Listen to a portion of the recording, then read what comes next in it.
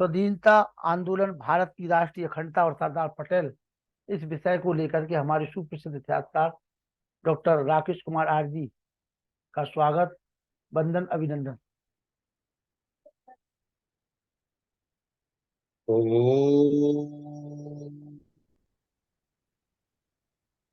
सूर्याचन्द्रमसा विव पुनर्ददताघ्नता जानता संगमे महि वेदाहमेतं पुरुषं महन्तम् आदित्यवर्णं तं स परस्तात् तमेव विदित्वा तिम्रत्युमेति नान्यः पन्था विद्यते यनाय नान्यः पन्था विद्यते यनाय। मंचासीन आदरणीय माताजी चंद्रकांता आर्या जी, हमारे राष्ट्रीय उपाध्यक्ष आदरणीय डॉक्टर वेद प्रकाश शर्मा जी, आदर और सम्मान के योग्य हमारे राष्ट्रीय कोषाध्यक्ष आदरणीय अनिल नरूला जी, हमारे सबके ही आदर और सम्मान के योग्य और इस मिशन के राष्ट्रीय संरक्षक आदरणीय आर्य पुरुषोत्तम मुनि जी, हमारे राष्ट्रीय संयोजक जो नित्य नूतन नई ऊंचाइयों को छू रहे हैं और जिनके कुशल नेतृत्व में हम सब अपने इस क्षेत्र में नित्य नूतन ऊंचाइयों को छू रहे हैं, ऐसे हमारे राष्ट्रीय संयोजक आदरणीय लखनलाल आर्य जी, आदर और सम्मान के योग्य बड़ी बहन आदरणीय दया आर्या जी, जेपी सैन जी, और अभी आज साज पता नहीं मेरी वजह से खराब हो गया, क्या हुआ, बहन जी कविता आर्या जी, बहुत सुंदर मार्गदर्शन आपका 5 दिन यहाँ पर मिला। हमारे एस के मल्होत्रा जी, सुधीर जी, और हमारे बीच आज पहली बार जमशेदपुर से जुड़े प्रोफेसर डॉक्टर अंगद तिवारी जी, आप सभी का हृदय से वंदन, अभिनंदन, नमन करते हुए अपने विषय पर आता हूं। आज हम 148वीं जयंती मना रहे हैं एक ऐसे इतिहास पुरुष की, एक ऐसे इतिहास नायक की, जिसके कारण ये शेष बचा भारत, शब्दों पर ध्यान देने की आवश्यकता है, शेष बचा भारत एक रह सका। यदि गांधी और नेहरू की चलती तो इस देश के भीतर भी कई पाकिस्तान बन गए होते, लेकिन दोगले लोगों का सही समय पर इलाज करना, ये भी एक बहुत बड़ी कला होती है, बहुत बड़ी योग्यता होती है, और ईश्वर प्रदत्त ये योग्यता सरदार जी के पास थी। उन्होंने गांधी की दोगली नीतियों का समय पर विरोध किया, अनेक प्रमाण है। नेहरू की भी बोलती बंद की, एक बार नहीं कई बार की, कितने स्थानों पर की। लेकिन इसके बावजूद कुछ चीजें ऐसी भी हैं जिन पर हम भी भावातिरेक में कई बार ध्यान नहीं देते हैं। जैसे कभी सरदार पटेल को आपने सावरकर जी की प्रशंसा करते नहीं सुना होगा, सरदार पटेल को कभी आपने हिंदू राष्ट्र का समर्थन करते नहीं सुना होगा। सरदार पटेल जैसा व्यक्ति जो गांधी की हर नीति का हर समय उचित समय पर तुरंत इलाज करते रहे, लेकिन गांधी का साथ छोड़ते नहीं देखा होगा कहीं। ये अजीब चीजें हैं, इन पर भी कभी ध्यान देना चाहिए, ऐसा क्यों हुआ। विभाजन के सबसे अधिक विरोधी, मुखर विरोधी होकर भी सबसे पहले 3 जून 1947 को भारत विभाजन की योजना पर सबसे पहले हस्ताक्षर करने वाले सरदार पटेल थे। इससे सरदार पटेल का व्यक्तित्व कम करके नहीं आंक रहा हूं मैं, ना आज कोई ऐसी कोई आज उनकी आलोचनात्मक चीजें लिखने के लिए, बोलने के लिए आया हूं, परंतु ये विचारणीय चीजें हैं कि ऐसा क्यों हो रहा था, और इसमें सरदार पटेल की गंभीरता, वास्तविकता, परिस्थितियों के प्रति उनका व्यावहारिक दृष्टिकोण, सच क्या है उसको स्वीकार करने की उनकी क्षमता, और जो जैसा है उसके साथ वैसा ही व्यवहार करने की उनकी बुद्धिमत्ता आदि सभी प्रकट होते हैं।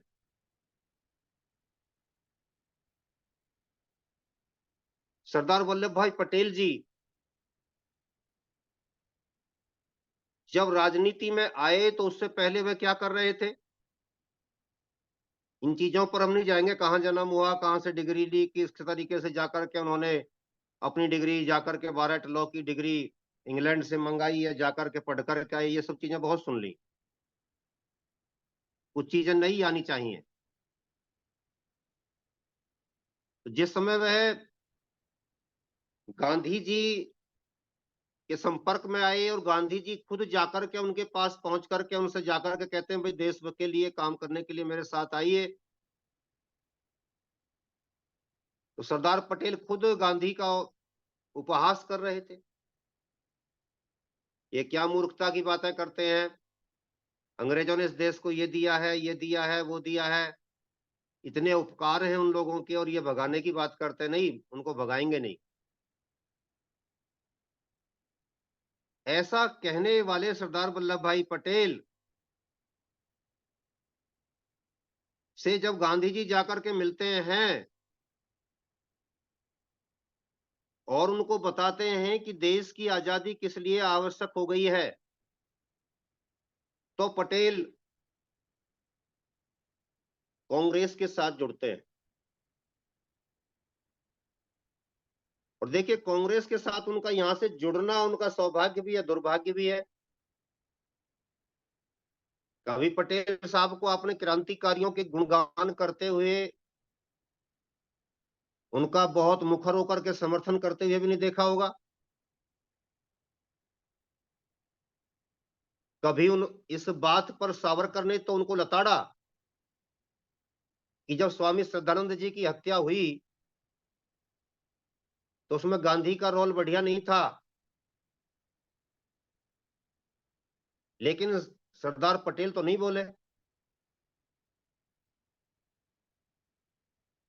तो क्रांतिकारी आंदोलन से उनकी दूरी थी, परंतु वह दूरी ऐसी नहीं थी कि वो आलोचना करेंगे। ये वो अंतर है जो उनको गांधी से, नेहरू से अलग करता है। तुम भी देश के लिए अच्छा काम कर रहे हो, करो अपने रास्ते पर, मैं आपके प्रति न्यूट्रल रहूंगा, तटस्थ रहूंगा, परंतु मैं कोई दुर्भाव भी नहीं रखूंगा तो सद्भाव भी नहीं रखूंगा।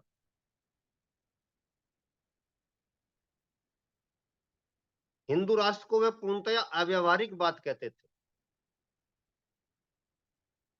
कभी इसमें उनका विश्वास नहीं हुआ। लेकिन जो हिंदू राष्ट्र की बात करते थे, सावरकर जी जैसे लोग, गोलवलकर जी जैसे लोग,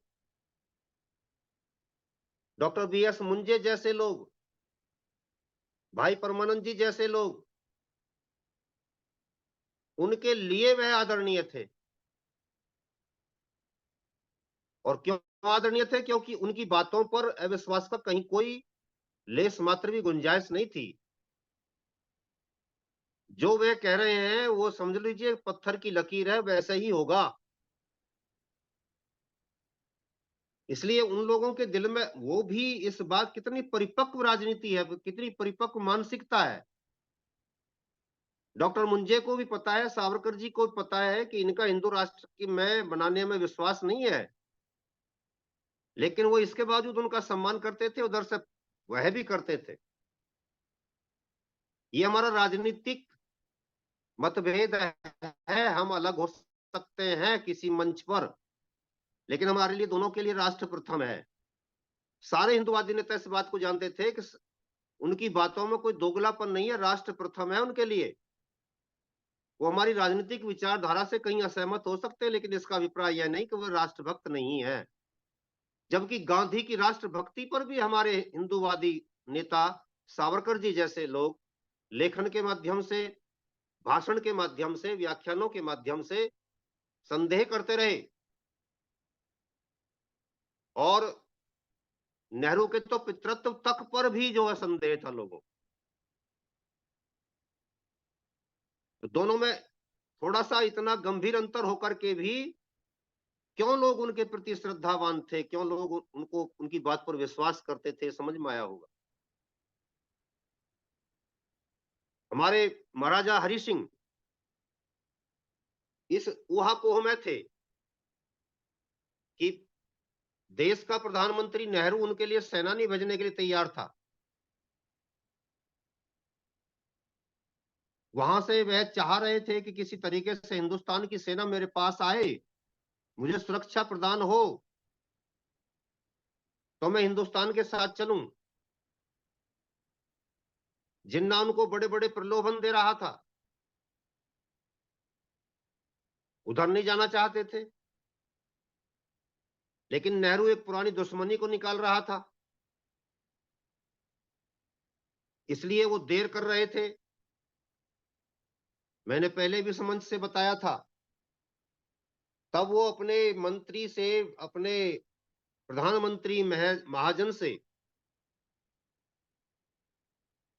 रात को कह देते हैं कि आप सुबह के लिए मेरे से ये रिवॉल्वर ले लीजिए। यदि सुबह के समय तक, 5 बजे तक, 6 बजे तक, सूर्योदय से पूर्व 26 अक्टूबर की बात है 1947, 26 अक्टूबर की सुबह तक हिंदुस्तान की सेनाएं ना आ पाए तो आप ये पिस्टल ले लो, मुझको सोते हुए को ही मार देना। मैं लिख करके दे रहा हूं आपको, आपके खिलाफ कुछ नहीं होगा। और दिल्ली में उस समय बड़ी ताबड़तोड़ बैठकें हो रही थी। नेहरू जी निराशा की बात कर रहे थे। नेहरू का मंत्रिमंडल के अधिकारी निराशाजनक बातें कर रहे थे, वहां जाएंगे तो मर जाएंगे, हमारे पास साधन नहीं है, हम कैसे जा सकते हैं। सरदार पटेल ने कहा, जो उस समय सेनापति, उस समय हमारे देश के बैठे हुए थे सेनाध्यक्ष, अंग्रेज थे, उनसे कहा कि भाई कितनी सेना चाहिए, कितने साधन चाहिए, क्या चीज चाहिए आपको। उन्होंने कहा कि ये चीजें चाहिए। उन्होंने कहा यही चीजें सारी मिलेंगी आपको, चाहे जो हो जाए। हम कश्मीर को थाली में रख करके पाकिस्तान को नहीं दे सकते, और मैं दूंगा आपको, आप खड़े होइए यहां से। देश का प्रधानमंत्री बैठा है, प्रधानमंत्री के रहते हुए प्रधानमंत्री ये कह रहा है, और नेहरू की हिम्मत नहीं पड़ी। कह क्या रहे हैं आप। पटेल ने कहा कि सुबह दिन निकलने से पहले मैं ये चाहता हूं कि वहां पर जाकर के अटैक हो जाए और कश्मीर सुरक्षित हमारे हाथों में आ जाना चाहिए। और यही हुआ। प्रातः काल में जाकर के आपके हवाई जहाजों की गड़गड़ाहट जम्मू कश्मीर के आकाश में होने लगी। मेहरचंद महाजन की आंखें खुली, उन्होंने देखा, अरे मेरा तो आज महाराजा बच गया, जिसको मुझे थोड़ी देर में गोली मारनी थी। काम दूसरा हो गया। किसके कारण हो गया था? सरदार पटेल के कारण हो गया था। इसलिए कभी विचारधारा आड़े नहीं आई। सावरकर जी ने बोला, सरदार पटेल तेरी जय हो, क्योंकि बात तो उनके भीतर की कर दी थी ना। जैसे मैंने आपको बताया था, मालवीय जी और आपके श्रद्धानंद दोनों अलग अलग विचारधारा के खेमे के व्यक्ति, लेकिन राष्ट्र के लिए एक साथ मिलकर के काम कर रहे थे। जब गुरुकुलों की स्थापना हो रही थी तो आपके मालवीय जी उससे दूर भाग रहे थे, कह रहे थे मैं नहीं करता ये शिक्षा नीति की बात को, मैं लड़कियों की शिक्षा के पक्ष में नहीं हूं। लेकिन जब स्थापना का समय आया तो जाकर साथ खड़े हो गए, और फिर 400 विद्यालयों की स्थापना अकेले पंडित मदन मोहन मालवीय जी ने की। उन्होंने लड़कियों को पढ़ाना आरंभ किया। जब आपके श्रद्धानंद जी ने कहा था कि चाहे कितने ही मुझसे भाग लो, कितने ही मेरे ऋषि ध्यान से भाग लो, लेकिन काम तो मेरे ऋषि का ही हो रहा है, आज तुम पढ़ाने तो लगे लड़कियों को कम से कम। ये क्या था? ये जैसे यहां पर दोनों एक विचारधारा से सहमत होकर के काम कर रहे थे, ऐसे ही सावरकर जी उस समय जयकारा बोल रहे थे, पटेल तेरी जय हो। क्योंकि उनको पता था देश का जो प्रधानमंत्री बना बैठा वो कितना, शब्द डॉटेड कर लीजिए, है, ये सूरवीर था तो वो क्या था, अनुमान लगा लीजिए। इसलिए उन्होंने जय बोला। और जो कश्मीर आज आप देख रहे हो, उसका चाहे बेशक अंतरराष्ट्रीयकरण हो गया हो बाद में, चाहे जो परिस्थितियां बाद में बनी हो, लेकिन वो किसके कारण है? और सरदार पटेल के कारण है। शांतिपूर्वक जिन रियासतों ने आपके देश के साथ मिलना स्वीकार कर लिया, उसमें सरदार पटेल को कोई ज्यादा मेहनत नहीं करनी पड़ी, वो तो आ गई, कोई दिक्कत नहीं थी। लेकिन बीकानेर की रियासत को जाकर के अपने देश के साथ मिलाना बड़ी बात थी, लोग उसको उसकी तरफ जाते नहीं। जूनागढ़ की रियासत आपके हाथों से जा रही थी, और यदि जूनागढ़ की रियासत आपके हाथों से चली गई होती तो क्या होता? सरदार पटेल के पूर्वजों ने जिस सोमनाथ मंदिर को कभी बनाया था, और पीढ़ियों तक शताब्दियों तक जिसको अपने खून से सींचा था, जिसको एक बार नहीं कितनी ही बार विदेशियों ने तोड़ा फोड़ा, उस मंदिर को बार बार उनके पूर्वज बनाते रहे, जिस मंदिर के साथ उनकी आत्मीयता जुड़ी हुई थी, वह मंदिर आज कहां होता? वो मुसलमानों के गढ़ में होता, पाकिस्तान में होता। तनिक उस भाव को भी इसके साथ मिलाकर के देखिए। इतिहास को रूखा होकर के नहीं पढ़ना चाहिए, इतिहास में चटनी मसाले भी लगा लेने चाहिए, तो मालूम पड़ता है कि स्वाद और बढ़ गया। यानी भावनाओं का तड़का भी लगाइए, देखिए। यदि कोई व्यक्ति इस दृष्टिकोण से इतिहास को पढ़ता है तो उसका दृष्टिकोण दूसरा हो जाता है कि वो किस तरीके से भावनात्मक रूप से उससे जुड़े हुए थे। और जब देश के पहले वो प्रधानमंत्री बने, देश के पहले गृह मंत्री बने, तो सबसे पहले उनका ध्यान कहां गया? उस मंदिर के जीर्णोद्धार के लिए, जिसके प्रति उनकी पीढ़ियां समर्पित रही थी, उसको देश की अस्मिता से जोड़ करके देखा। और तत्कालीन राष्ट्रपति राजेंद्र प्रसाद जी से संपर्क कर समय लिया, उसका शिलान्यास करवाया। कन्हैयालाल माणिकलाल मुंशी जी इस संबंध में विस्तार से लिखते हैं। वह भी उस समय नेहरू के मंत्रिमंडल में थे। नेहरू ने कहा कोई मंत्री नहीं जाएगा, कोई अधिकारी नहीं जाएगा। सरदार पटेल ने कहा कि गाड़ी तैयार है, हवाई जहाज भी तैयार है, जिसको चलना है चलिए, मैं देख लूंगा किसकी हिम्मत होती है। कई मंत्री गए, देश का राष्ट्रपति गया, कई सारे अधिकारी गए, और नेहरू जी देखते रह गए। जब ताकतवर व्यक्ति इच्छा शक्ति से भरा पूरा व्यक्ति बैठता है, भरपूर ताकत ऊर्जा लेकर के बैठता है, तो फिर दुनिया की कोई ताकत नहीं होती कि उसको हिला दे उसके निर्णय से। ये था सरदार पटेल का व्यक्तित्व। संसार से चले गए, मंदिर का उद्घाटन बाद में होता है। उस समय नेहरू ने फिर रोका सबको, लेकिन देश के राष्ट्रपति 1951 में उस मंदिर की स्थापना के पश्चात, जीर्णोद्धार के पश्चात उसके उद्घाटन कार्यक्रम में पहुंचे। कन्हैयालाल माणिकलाल मुंशी को बीच मीटिंग में लताड़ा गया। इसके उपरांत भी वह पहुंचे, क्योंकि उनके लिए आज अपने मित्र सरदार पटेल की भावनाओं पर पुष्पांजलि अर्पित करना अनिवार्य हो गया था।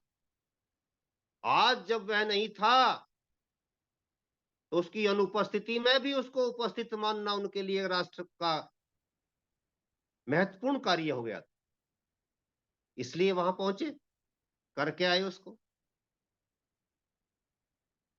ये सारी चीजें सरदार वल्लभ भाई पटेल के सरदार होने की, असरदार होने की साक्षी हैं।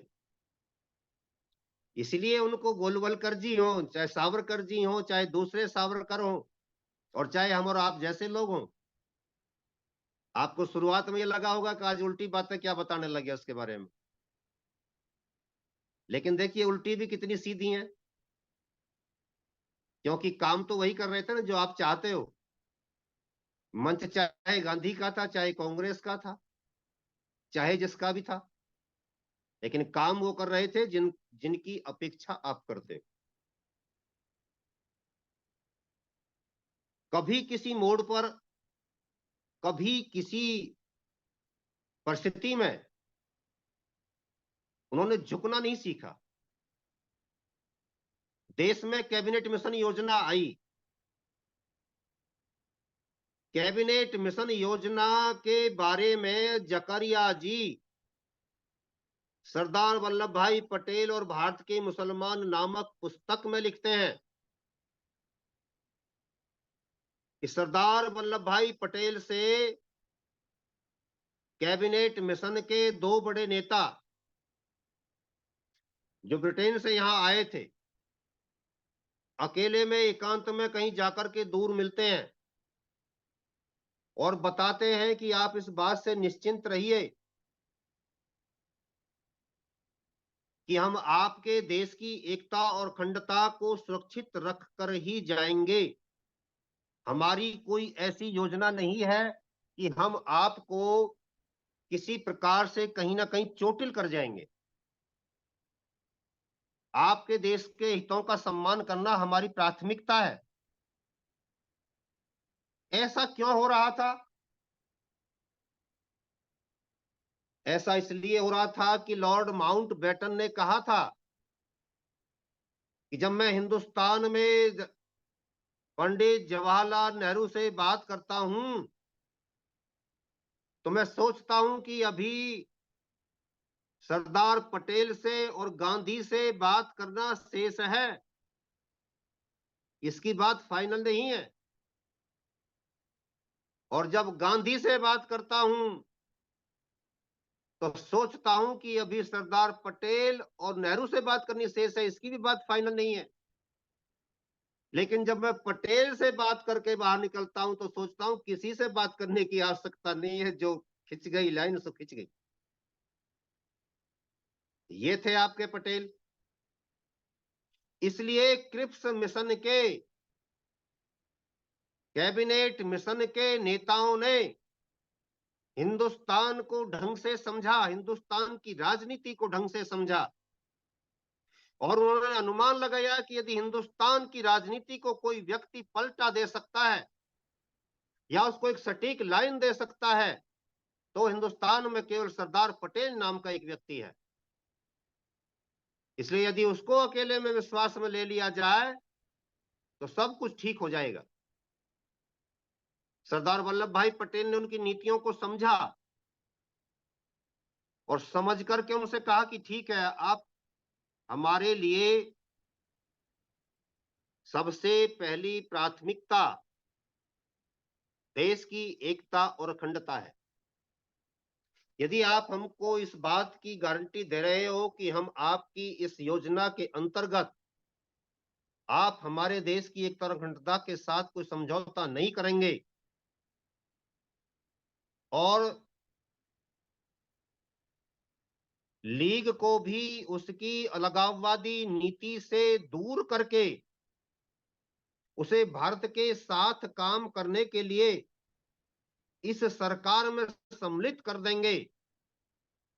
समझने की बात है इतिहास की, क्यों दोनों ने उस समय सरकार बनाई थी, ये प्रश्न आपसे पूछा जा सकता है, या कभी आपके मन मस्तिष्क में चीज उठी होगी। उसके पीछे सरदार पटेल जी की एक योजना खड़ी थी और वह गांधी या नेहरू के कारण नहीं सरकार बन गई थी, बल्कि पटेल की अंतिम स्वीकृति के पश्चात वो सरकार बनी थी। तब उन्होंने जाकर के ये बात अपनी ओर से स्वतंत्र सहमति के माध्यम से अंग्रेजों तक पहुंचाई। अंग्रेजों ने कहा ठीक है, हम ऐसा कुछ नहीं होने देंगे, आप निश्चिंत रहिए। और उन्होंने यानी अंग्रेज अधिकारियों ने तब जिन्ना को इस बात के लिए प्रेरित किया, सहमत किया, तैयार किया कि अब आप कैबिनेट मिशन योजना पर अपनी सहमति दीजिए। पहली बार था कि जिन्ना ने देश के विभाजन की बात को छोड़ करके सरकार में सम्मिलित होने पर सहमति प्रदान की। सहमति प्रदान करने के पश्चात सरकार आगे बढ़ी। 17 मई 1946 को सरदार वल्लभ भाई पटेल ने राजा जी से कहा था कि ये बहुत बड़ी ऐतिहासिक घटना है कि देश की एकता और अखंडता को बचाए रखकर हम स्वतंत्र सरकार बनाने जा रहे हैं। ये वो कारण था इस त्यागी तपस्वी राष्ट्रभक्त व्यक्ति का, जिसके कारण उन्होंने प्रधानमंत्री बने बनाए व्यक्ति ने अपने आप को पीछे हटा लिया था कि यदि एक व्यक्ति की संतुष्टि प्रधानमंत्री बनने से होती है और मेरे देश की एकता और अखंडता बनी रहती है तो मुझे प्रधानमंत्री पद नहीं चाहिए। सारी योजनाओं को पीछे से बना रहा था, सब चीजों का सूत्रधार था, इसके बावजूद अपने आप को पीछे कर लेना कितने बड़े त्याग की बात थी, कितनी बड़ी तपस्या की बात थी।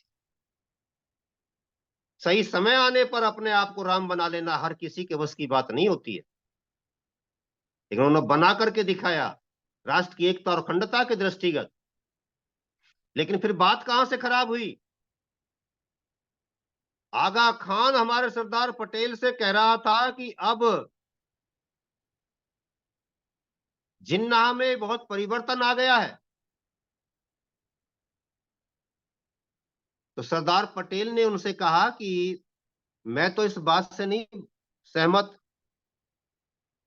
क्योंकि बिच्छू कभी अपना रंग नहीं बदलता। मतलब क्या हुआ कि वो उस समय जिन्ना को बिच्छू कह रहे थे और वो बिच्छू है, बिच्छू बिच्छू से मुझे उम्मीद नहीं है कि वो अपना रंग बदल लेगा।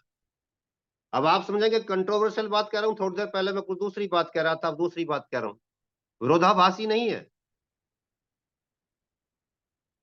उससे पहले दूसरी घटना घटित हो चुकी थी और वो थी 16 अगस्त 1946 की डायरेक्ट एक्शन डे की, सीधे कार्यवाही दिवस। उसमें 5000 लोग मारे गए थे जो सोहरावर्दी ने मरवाए थे। सोहरावर्दी ने वह काम करके दिखाया जिससे उस समय का हिंदुस्तान हिल गया। उसके बाद हिंदुओं ने जो वहां पर जोश भरा और प्रतिक्रिया जो दिखाई, उसमें बड़ी संख्या मुसलमानों की मारी गई। इस पर सरदार पटेल के लिए जकरिया जी अपनी किताब में लिखते हैं कि तब उन्होंने ये कहा था कि मुस्लिम लीग को अब इस घटना से सबक लेना चाहिए, क्योंकि अधिक संख्या मुसलमानों की मारी गई है। बात साफ थी कि वो ये कह देना चाहते थे, बता देना चाहते थे कि हिंदू को इतना कमजोर ना माना जाए, समय आने पर जब वह प्रतिक्रिया दिखाएगा तो मुसलमान बच नहीं पाएगा। और जब उन्होंने देखा कि डायरेक्ट एक्शन डे के मूड में आकर के मुस्लिम लीग किस नीचता की हरकत तक उतर सकती है, तो उस घटना का प्रतिशोध लेने के लिए नोआ खाली में हिंदुओं ने जोश भरा और वहां पर मुसलमानों को बड़ी संख्या में मारा। वह घटना घटित हुई। अब इन सारी चीजों को देख करके कि यदि ये सिरदर्दी, ये कैंसर का रोग लेकर के मैं देश को आजाद करा भी गया, समझिए 3 जून 1947 की ओर जा रहा हूं, जब उन्होंने सबसे पहले भारत के विभाजन के दस्तावेज पर हस्ताक्षर किए और नेहरू और गांधी को भी तैयार किया।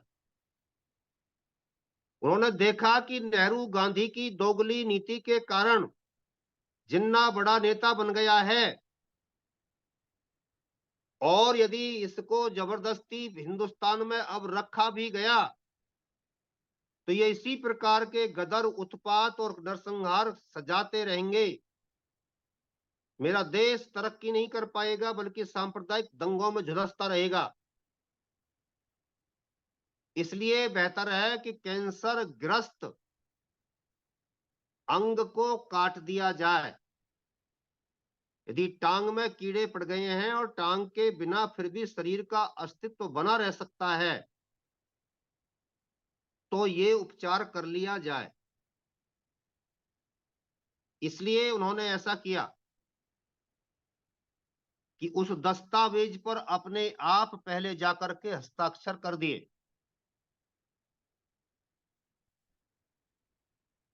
कई मुसलमानों को इससे प्रोत्साहन मिला, लेकिन इसका मतलब यह नहीं था कि सरदार पटेल कहीं कमजोर हो गए थे। उनका और उनके साथ में हमारे देश के बड़े नेता अंबेडकर जी, ये दो ऐसे नेता थे जिन्होंने उस समय भी ये कहा था, यदि सांप्रदायिक आधार पर देश का विभाजन हो रहा है तो जनसंख्या की पूर्ण अदला बदली कर देना समय की आवश्यकता है। जितने हिंदू वहां पर हैं उन सबको पाकिस्तान से हिंदुस्तान ले आया जाए, और जितना मुसलमान यहां पर है उस सारे मुसलमान को वहां ले जाया जाए। यहां पर आकर के गांधी की अड़ंगा डालने की नीति अड़ गई और वो बीच में आ गए कि नहीं, ऐसा ठीक नहीं होगा। गांधी जी के मंच पर रहकर के गांधी जी की अहिंसा की जितनी उपेक्षा, जितना उपहास सरदार पटेल उड़ाया करते थे, इतना कोई नहीं उड़ाता था। जब भी देश में कोई घटना होती थी तो वह गांधी जी से कहा करते थे, गांधी जी चरखा कातिए, समस्या का समाधान हो जाएगा, या उपहास उपवास कीजिए, समस्या का समाधान हो जाएगा। इसका मतलब था कि ऐसा कुछ होने वाला नहीं है, लेकिन तुम देश को मूर्ख बना रहे हो। व्यवहारिक नीतियों पर आ जाइए, और व्यवहारिक नीति यही है कि दुष्ट के साथ दुष्टता का व्यवहार करना पड़ेगा। देश की रक्षा के लिए शस्त्रों का निर्माण करना पड़ेगा। आपकी इन उल्टी सीधी प्यार प्रीत की बातों से देश नहीं चलेगा। समाज भी नहीं चलता, परिवार भी नहीं चलता। एक हाथ में डंडा लेना ही होता है। लेकिन इस बात को गांधी जी नहीं समझ रहे थे। यह देश का दुर्भाग्य था। रफीक जकरिया जी अपनी इस पुस्तक में लिखते हैं कि गांधी जी जिस नेता को मुस्लिम नेता कहकर के बढ़ावा दे रहे थे, जिन्नाह को, वह ऐसा व्यक्ति था जिसने हिंदुस्तान में मुसलमानों को हिंदुओं से घृणा करना सिखाया। ये रफीक जकरिया जी मुसलमान होकर के लिख रहे हैं और इतना बढ़िया सटीक चित्रण किया है कि आप अपने सरदार पटेल के बारे में भी देखेंगे तो लिख रहे हैं तो ऐसा नहीं लगता कि ये कोई पूर्वाग्रह से ग्रस्त होकर के लिख रहे हैं। जहां सरदार पटेल ने मुसलमानों को लताड़ा है, उनके ज्यों के त्यों शब्दों को उतार करके नक्शे में उसने फिट करके शीशे में उतार करके आपके सामने रख दिया। लेखक ने बता दिया कि उस समय इस भाषा का प्रयोग करना सरदार पटेल के लिए अनिवार्य हो गया था। वह गाली नहीं दे रहा। सरदार पटेल मुसलमानों पर विश्वास नहीं करते थे, उनको वो जो शक की नजर से देखते थे, जैसा कि मुसलमान अक्सर किया करते हैं। बल्कि वो कह रहे हैं कि ऐसा करना अनिवार्य हो गया था। और यदि उन्होंने आजाद को लताड़ा, मौलाना अबुल कलाम आजाद को, तो भी ये व्यक्ति सही दृष्टिकोण अपनाते हुए कह रहा कि ये ठीक था उस समय। इतना निष्पक्षता के साथ लिखना, और फिर भी जो लोग आज नकली हिंदू बने घूम रहे हैं, जिन पर जनेऊ पहनना तक नहीं आता, तलक लगाना तक नहीं आता, फर्जी ढंग से जाकर के मंदिरों में जाकर के पूजा करते हुए दिखा रहे हैं अपने आप को। वो लोग कहते हैं कि देश में हिंदू सांप्रदायिकता बढ़ गई थी इसलिए देश का विभाजन हुआ। ऐसे मूर्खों को, ऐसे पप्पुओं को तनिक रफीक जकरिया को पढ़ लेना चाहिए, ताकि उनकी आंखें खुले, उनको पता चले कि समकालीन मुसलमान भी क्या लिख रहा था आपके लिए, आपकी दोगली नीतियों के लिए।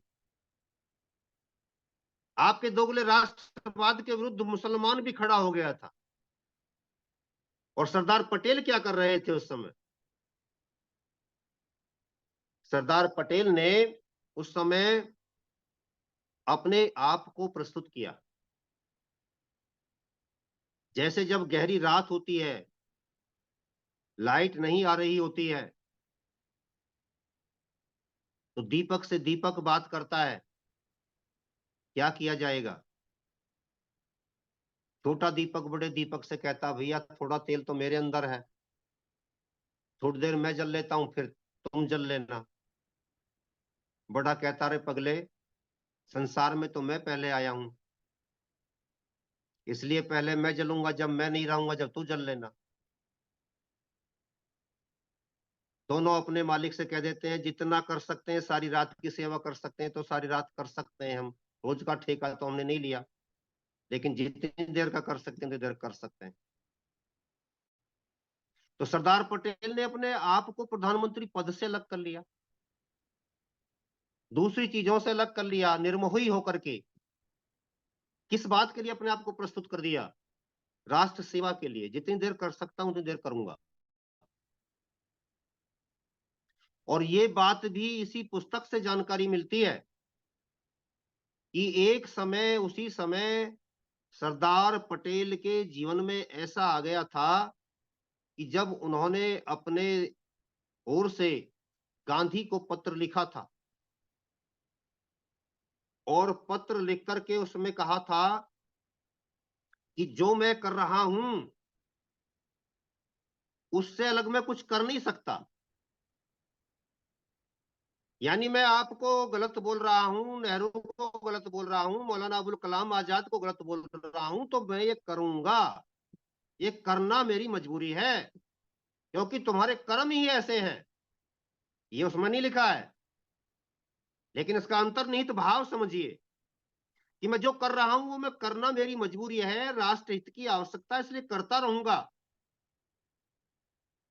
मैं जानता हूं कि नेहरू मेरे से बोलता नहीं है, नेहरू को मेरा करना, मेरा बोलना, मेरा कहना अच्छा नहीं लग रहा है, आप भी मुझसे नाराज हैं,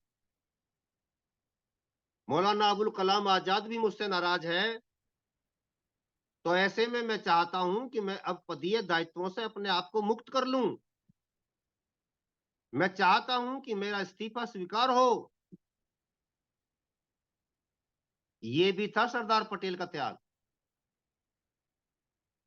जहां थे वहां समझौता नहीं करूंगा, राष्ट्र के साथ छल नहीं करूंगा, दगा नहीं करूंगा।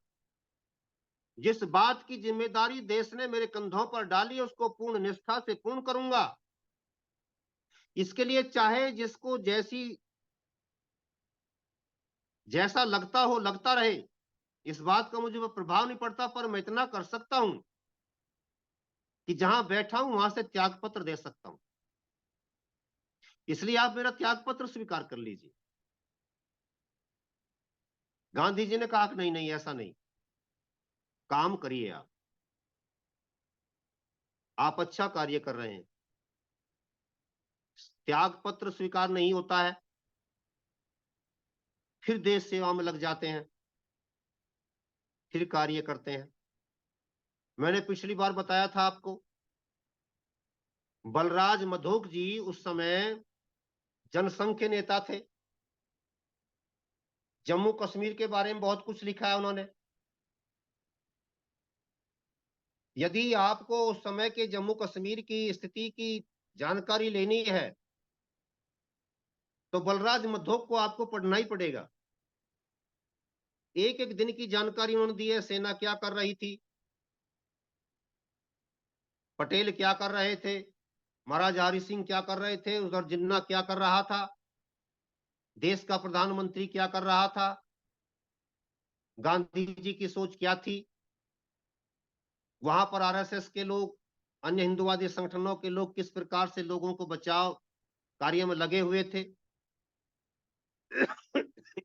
इन सारी चीजों की जानकारी यदि आपको लेनी है तो आपको बलराज मधोक को पढ़ना पड़ेगा। जिंदगी का सफर 1992 में मैंने उनकी पुस्तक पढ़ी थी।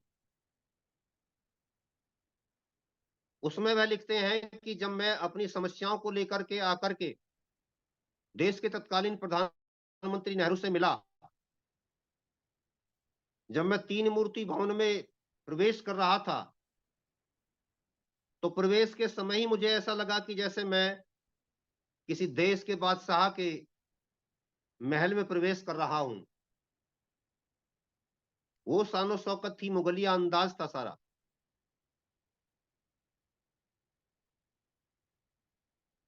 वो आगे कहते हैं कि मैं जाकर के उनके पास बैठ गया, तो उन्होंने कहा कि आप इन सारी चीजों को लेकर के सरदार पटेल से मिलो। जितनी भी कहानी आपने मुझे कश्मीर के बारे में बताई है, कश्मीर के लोगों के बारे में बताई है,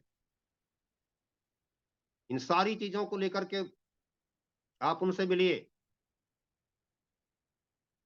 सरदार पटेल के पास वो पहले गए थे। सरदार पटेल ने उनसे यह कह दिया था, सरदार पटेल ने अपने पार्क में चलते चलते उनसे बातें सुनी। और जो किसान धोती बांधता है, आधी धोती जो होती है, वो जिसको जैसे हमारे सन्यासी लोग बांधते हैं, हमारे मुनि जी बांधते हैं, ऐसी धोती बांध करके ऊपर से वो बनियान पहन रखा था जैसा मुनि जी पहन लिया करते हैं, ऐसे उसमें खद्दर टाइप में मिल रहे हैं। दाढ़ी भी थोड़ी सी हमारे मुनि जी जैसी बढ़ी हुई थी। पूरी तरह तो मुनि जी नहीं थे वे, पर थोड़े थोड़े दिख रहे थे ड्रेस में। तो उन्होंने कहा, वो कहते हैं, बलराज मधोक लिखते हैं कि मुझे लगा कि मैं हिंदुस्तान के एक प्रतिनिधि से मिल रहा हूं, बातें कर रहा हूं, जो भारतीय चेतना का, भारत की आत्मा का प्रतिनिधित्व करता है। पर जब उन्होंने कहा कि अच्छा ठीक है, आप इन बातों को लेकर के एक बार नेहरू से मिल लो, क्योंकि वह मुझसे कहता है कि तुम कश्मीर के बारे में हस्तक्षेप नहीं करोगे। अच्छा, तो वो जाकर के अनमने मन से जाकर के नेहरू से मिलते हैं। तब वह कहते हैं कि बातों में कोई रसाई नहीं थी, रूखापन था, और जो शानो शौकत थी वो पूरी तरह से ऐसी थी जैसे कि वो एक देश के बादशाह हो। मेरी बातों में रुचि नहीं ली, सुनी नहीं, मुझे निराश होकर के लौटना पड़ा। तब वो आगे कहते हैं, इसके बाद मैं सरदार पटेल से उस समय मिला जिस समय वह अंतिम समय में जीवन और मृत्यु के संघर्ष से जूझ रहे थे। जूझते हुए सरदार पटेल से जब मैं जाकर के मिला तो उन्होंने मुझे देखते ही कहा, मधोक, यदि इस बार मैं जीवित बच गया तो तुम्हारी समस्या का, तुम्हारे दर्द का उपचार कर दूंगा, आप जाइए निश्चिंत होकर। ये बड़े गंभीर और दर्द भरे शब्द थे। कुछ नहीं पूछा था क्यों आए हो आज, ये भी नहीं पूछा था कि मेरे कुशल क्षेम के लिए आए हो। तनिक कल्पना कीजिए कि जो अंतिम समय में आदमी अपनी मृत्यु से जूझ रहा हो और वो उस व्यक्ति को देखते ही ये कह दे कि मधोक, तुम्हारा दर्द मेरे सीने में है, तुम्हारे दर्द का इलाज करूंगा। तो समझ लो कि उनके भीतर फफोला था। उन्होंने मन बना लिया था कि यदि इस बार जीवित रह गया तो ना नेहरू की सुनूंगा ना किसी और की सुनूंगा, अपनी कश्मीर को लेकर के रहूंगा। इतिहास को व्याख्यायित करके पढ़ने की आवश्यकता होती है। इतिहास की एक एक घटना कुछ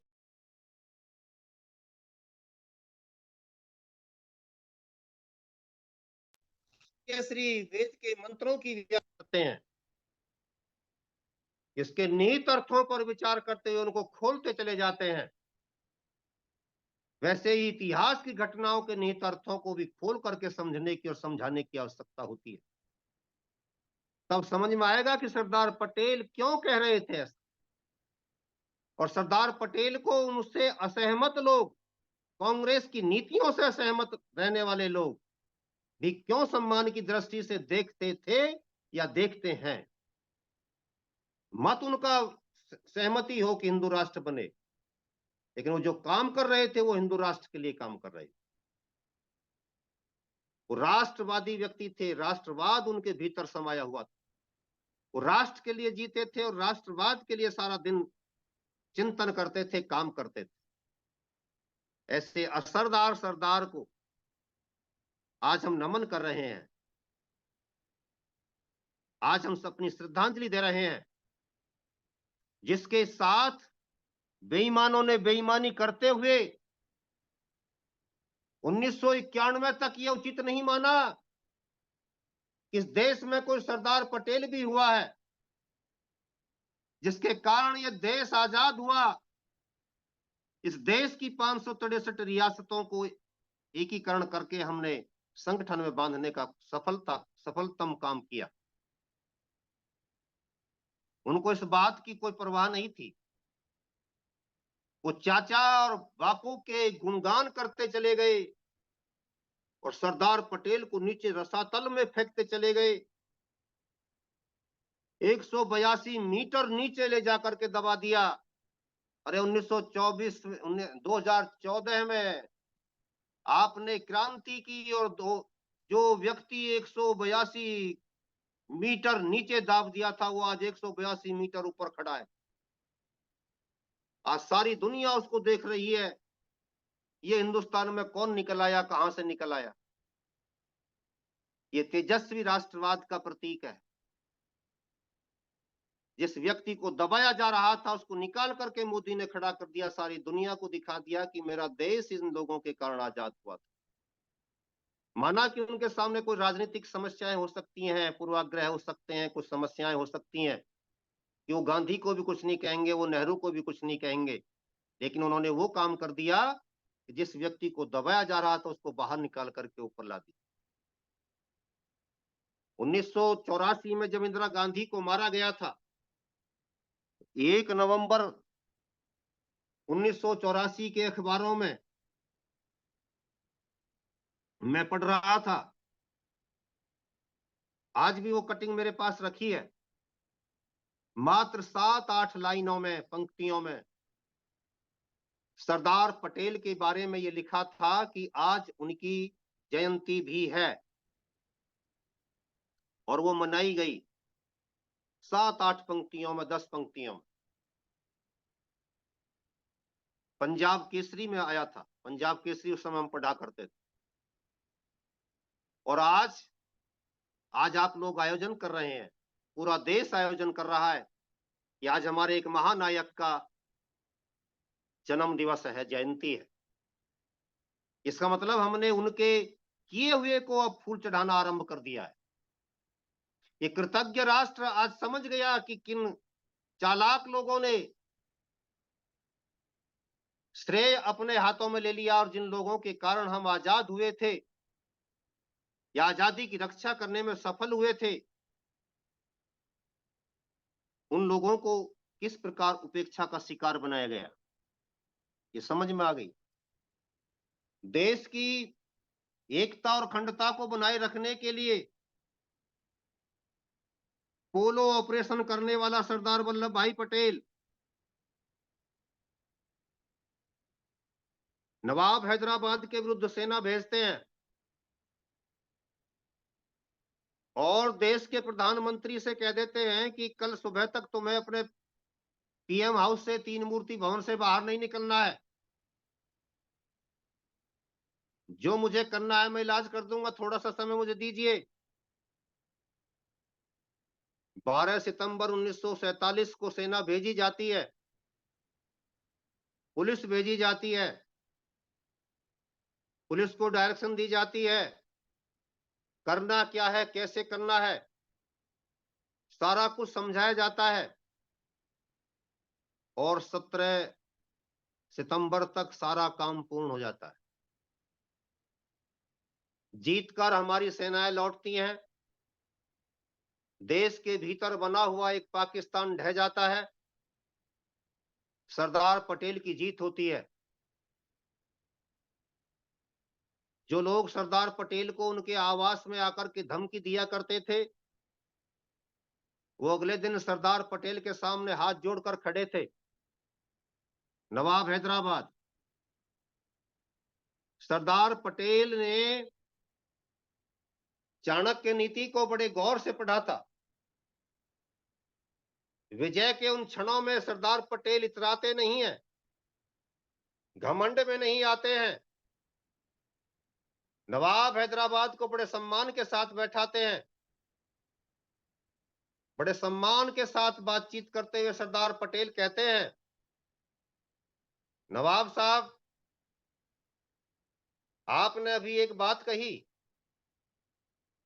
कि जो देश विरोधी ताकतें हैं उनके दमन में मैं आपके साथ खड़ा हूं। मेरे लिए इतना ही पर्याप्त है कि आप देश विरोधी ताकतों के विरुद्ध मेरे साथ हो। ये जीत आपकी हार नहीं है और मेरी जीत नहीं है। दोनों ने अपने अपने कर्तव्यों का, दायित्वों का निर्वाह किया है। आप नवाब थे, आपको वो करने का अधिकार था और मैं देश का गृह मंत्री था, इसलिए मुझे देश की एकता और अखंडता को बचाए रखने के लिए सेना भेजना अनिवार्य था। ना मेरी जीत हुई है, ना आपकी हार हुई है, ये राष्ट्र की और न्याय की जीत हुई है, इसलिए दोनों इसका अभिनंदन करते हैं। और आप मेरे साथ हैं उन आतंकवादियों के खिलाफ जो देश की एकता और अखंडता को तोड़ने की बात कर रहे हैं। इससे बड़ी मेरे लिए खुशी की बात नहीं आई है, साथ मिलकर के काम करेंगे। आपको पता होगी कि जब देश फर्स्ट वर्ल्ड वार हुआ था तो मित्र देशों ने जर्मनी के साथ कैसा समझौता, अपमानजनक समझौता किया था वारसाई की संधि के माध्यम से, और वारसाई की संधि में जर्मनी को इतना अपमानित किया गया था कि उसको नीचे गाड़ दिया गया था। इतनी सेना नहीं रखेगा, हमारे बिना पूछे ये नहीं कर सकता, वो नहीं कर सकता, ऐसा नहीं, ये सारी चीजें क्या हो रही थी। इससे वहां पर आगे चल करके जर्मनी में हिटलर का निर्माण हुआ और हिटलर ने सेकंड वर्ल्ड वॉर को आमंत्रित कर दिया। इसलिए जीत के क्षणों में कभी भी इतराना नहीं चाहिए। ये सरदार पटेल की कूटनीति थी, जानते थे। उसी कांग्रेस की नेता मार्ग से भटक गई जब 1971 में पाकिस्तान के 93,000 सैनिकों को लाकर के खड़ा कर दिया हमारी सेना ने। इंदिरा गांधी फूल ही नहीं समाई और भावावेश में उन सबको छोड़ गई। ये भावावेश से काम नहीं चलता है। सरदार पटेल किसी आवेश में नहीं थे, भावनाओं में नहीं बह रहे थे, जम करके बैठ करके तसल्ली से बात कर रहे थे। लेकिन इंदिरा गांधी भावावेश में आकर के उछल करके 93,000 सैनिकों को वापस दे गई और अपने जो लोग उस समय गिरफ्तार करके कोट लखपत जेल में उस समय डाले गए थे, उनमें से 39 लोग तो आज तक लापता हैं, आज तक लापता हैं। उनको भी इंदिरा गांधी नहीं ले पाई। 93 का उल्टा कर दें तो 39 ही आता है। 93,000 सैनिकों को छोड़ दिया लेकिन 39 को वापस नहीं ले पाए। सरदार पटेल होते तो क्या करते, तनिक सोचिए। अपनी भावनाओं को पटेल के साथ जोड़ दीजिए तो पता चलेगा कि सरदार पटेल की इच्छा क्या होती है और कैसे काम कैसे निकल के आते बाहर। इसलिए आप देख रहे होंगे कि जितने विरोधाभास मैंने शुरुआत में गिनाए आपको, सारे रफू चक्कर हो जाते हैं। सरदार पटेल के बारे में कहीं कोई मायने नहीं रखते। फिर चाहे कोई सावरकर हो, चाहे गोलवलकर हो, चाहे आप हो, चाहे मैं हूं, और चाहे कोई अन्य राष्ट्रवादी है, वो सब उनके प्रति श्रद्धा से नतमस्तक हो जाता है, श्रद्धा से फूल चढ़ाने के लिए अपने आप को अपने आप अर्पित कर देता है। फूल चढ़ाना अलग चीज है, लेकिन अपने आप को ही किसी के सामने समर्पित कर देना बड़ी चीज है। आपके हाथ में फूल हो या ना हो, लेकिन आपने बस ऐसे करके अपने आप को ही समर्पित कर दिया। पटेल साहब, मैं आपको नमन करता हूं। ये कहीं उन फूलों से ज्यादा बड़ी चीज हो जाती है। फूल तो टूट करके भी आपको कष्ट देते हैं। तुम्हारे लिए ईश्वर से ये कामना करते हैं कि ये दुष्ट मेरे लिए तोड़ने के लिए कहां से भेज दिया, क्योंकि भावनाएं तो उसके भी हैं। लेकिन ये भावनाएं जब भावना से जुड़ जाती हैं और जब आत्मिक रूप से किसी को श्रद्धांजलि दी जाती है तो उसमें जो आनंद होता है वो उसमें नहीं होता। तो इनके गुणों के बारे में कितनी देर तक हम बखान कर सकते हैं। मैंने तो पुस्तक लिखी है इस पर। रोज मन करता है ऐसे लोगों का गुणगान होना चाहिए, गुणगान वंदन होना चाहिए, अभिनंदन होना चाहिए। आज अचानक हमारे लखनलाल जी ने कहा कि इन पर आज बैठक होनी चाहिए, मीटिंग होनी चाहिए। मैंने कहा बहुत अच्छा रहेगा, अपने मंच पर ऐसे लोगों की चर्चा होनी चाहिए। आज हमारे शेर लखनलाल जी सारे दिन फेसबुक पर छाए रहे हैं। इनका गीत चलता रहा है स्कूल में, जो बच्चों को इन्होंने सिखाया है सरदार पटेल के बारे में जो बोल रहे हैं। मुझे देख करके आत्मिक प्रसन्नता होती रही कि हम व्यावहारिक रूप से भी कुछ कर रहे हैं। यहाँ केवल बैठ करके मटर गश्ती नहीं करते, ये कुछ वाणिक वाचिक विलास ही नहीं है ये हमारा, बल्कि हम कुछ करते भी हैं। वो दिखा रहे थे, मुझे अच्छा लग रहा था।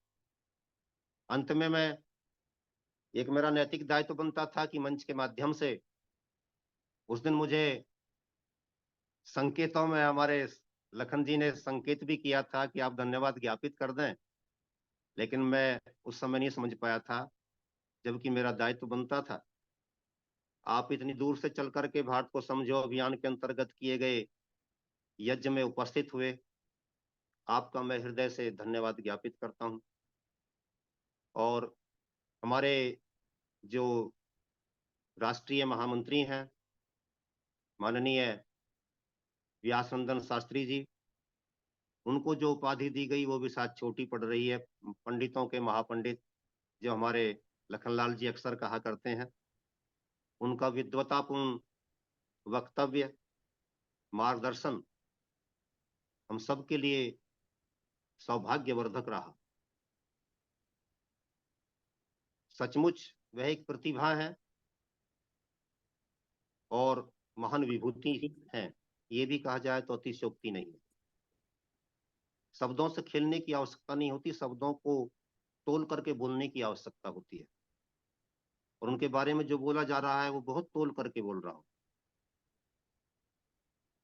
प्रभु से प्रार्थना है कि वह दीर्घ काल तक हमारा नहीं, देश का मार्गदर्शन करते रहे। ये महान विभूतियों के कारण ही भारतीय संस्कृति बची हुई है। मुनि जी इस अवस्था में इतनी दूर से चल करके आए।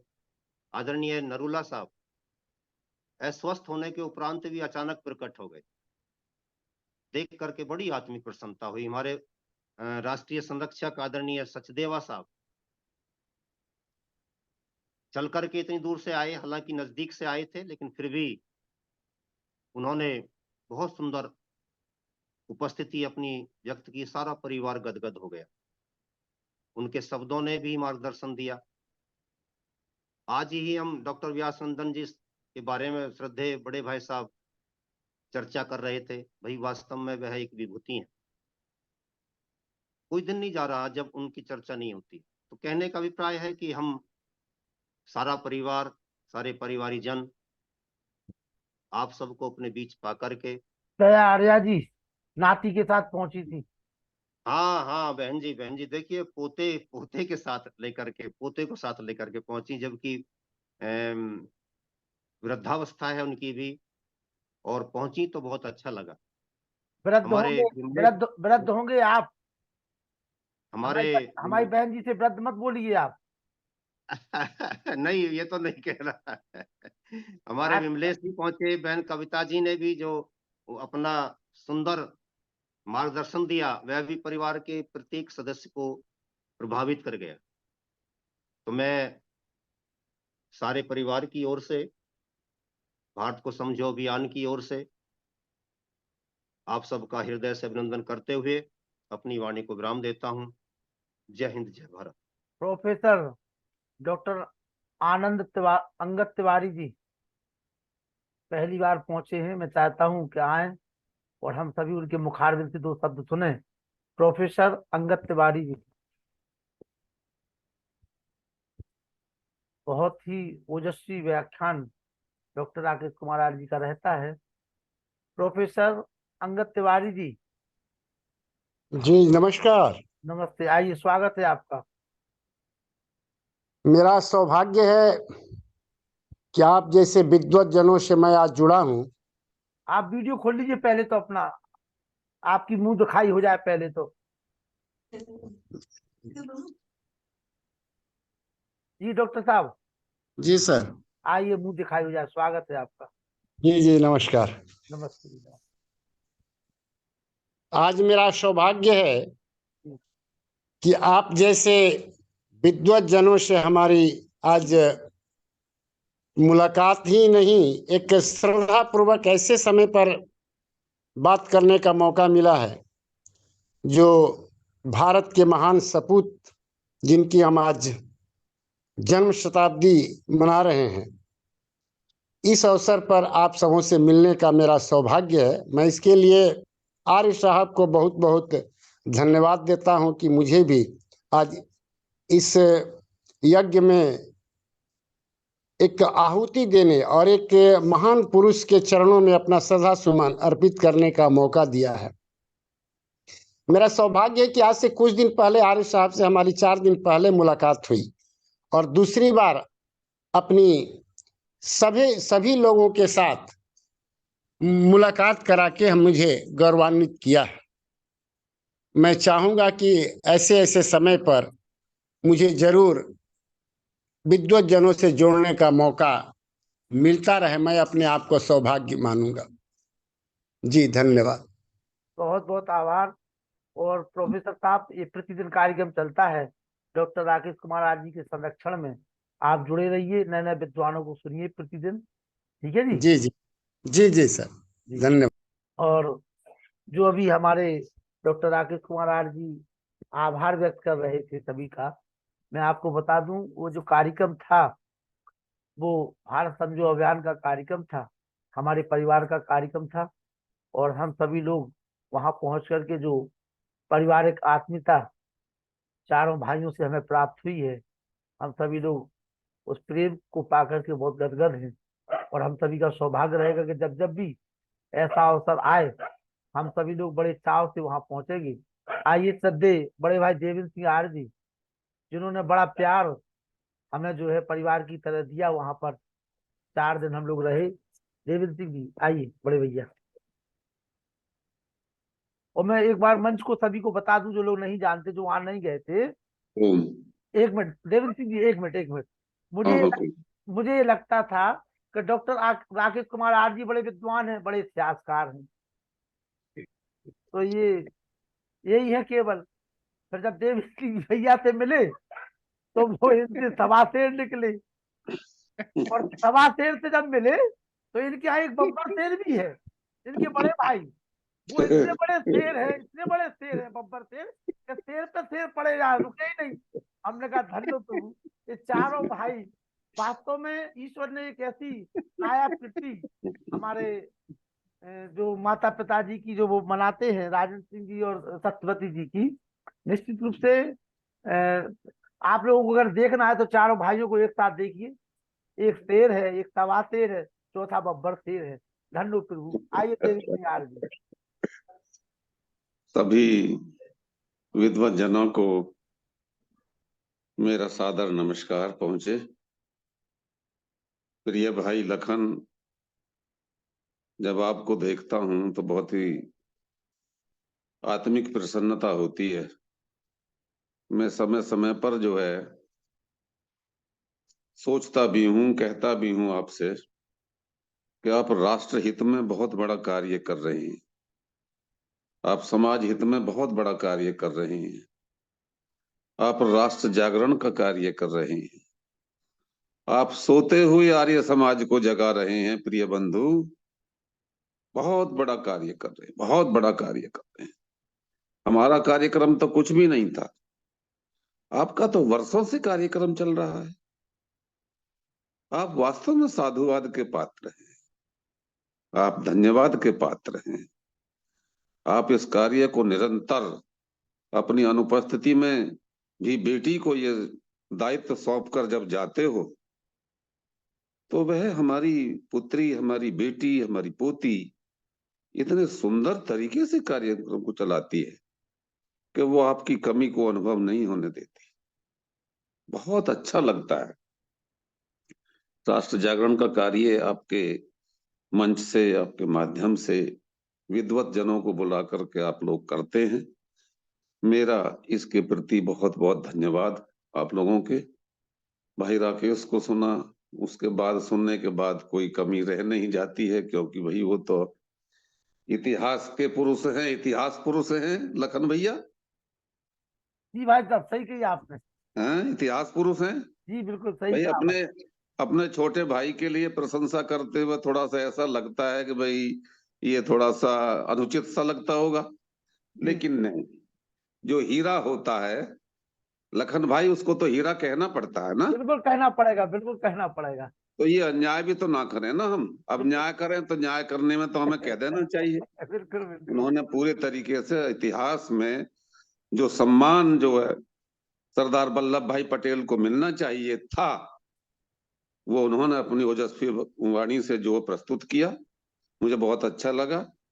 और इसके साथ साथ आप लोगों का जो कार्यक्रम है इसी तरीके से बहुत ही अच्छा चलता रहे। पिताजी सरदार जी के विषय में जो कुछ बताया करते थे, सुनाया करते थे, उसमें समय ज्यादा लग जाएगा। मैं अपने वक्तव्य को जो है यहीं तक आप लोगों के लिए धन्यवाद तक सीमित रखते हुए अपनी वाणी को विराम देना चाहूंगा।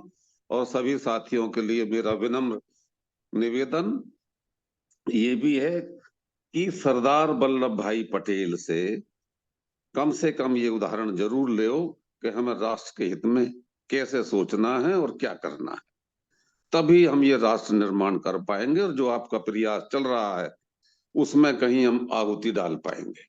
मेरा और सभी से जो है मैं विनम्र नमस्कार करते हुए अपनी वाणी को विराम देना चाहूंगा। मैं डॉक्टर नमस्ते। राकेश कुमार आरजी और देवेंद्र सिंह जी और सभी को एक बात बता दूं। अभी हम और मुनि जी एटा गए थे, तो सॉरी मुनि जी नहीं, मैं और सुमनलता सेन जी गए थे, दोनों लोग अपनी साथ हरमुनि के साथ। तो वहां पे आचार्य प्रदुम्न जी हमें मिले।